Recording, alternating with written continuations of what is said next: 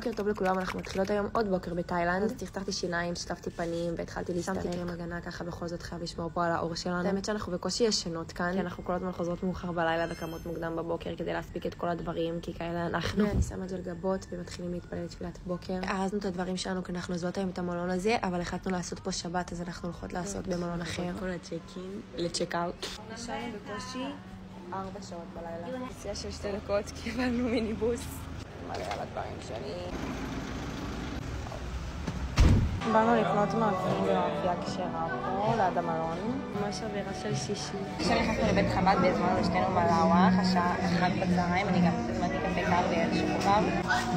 תראו איזה יפה המלון שלנו. איזה מאלף, יש פה כמה בריכות וכאן זה הים. זה החדר שלנו, בדיוק מביאים לנו את המזוודות. החדר המומלץ במלון. כן, זה החדר כאילו הכי משודרג. כאן אנחנו לקחנו קומה ראשונה בגלל השבת.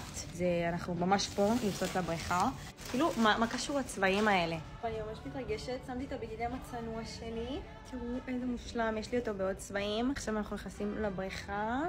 יש לנו 3 בריכות במלון, זאת הבריכה הכי קרובה אלינו. ממש עוד פחות משעה נכנסת כאן השבת, ואנחנו תכף נצא לבית חב"ד, וזה הלוק שלבשתי, כמו שאמרתי לכם, לא תכננו להישאר פה בכלל, אתם לא מבינים את זה, גם סיפור היה לנו, אני אעשה לכם סטורי טיים. זה החדר שלנו, זה החוץ, אז גם יוצא לנו טוב שאנחנו קומה ראשונה. יש פה חדר כושר שלא ינוצל. יורד עליי גשם עכשיו שתבינו. והדלקנו נרות, נכנסה השבת, מצאת שבת עצמנו בלה.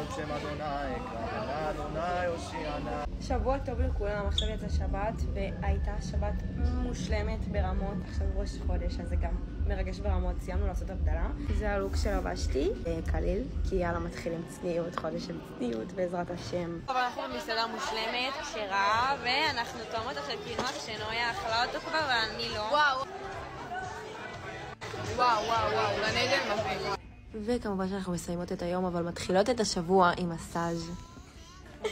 התאילנדות במסאז' פשוט נקראו ממנו מצחוק, כאילו כל הזמן. ואז סוף סוף פגשתי את בעלי לעתיד, אבל תראו איזה חמוד. כאן אני אסיים את הוולוג, אז תודה רבה שצפיתם ונתראה בוולוג הבא. ביי יוש.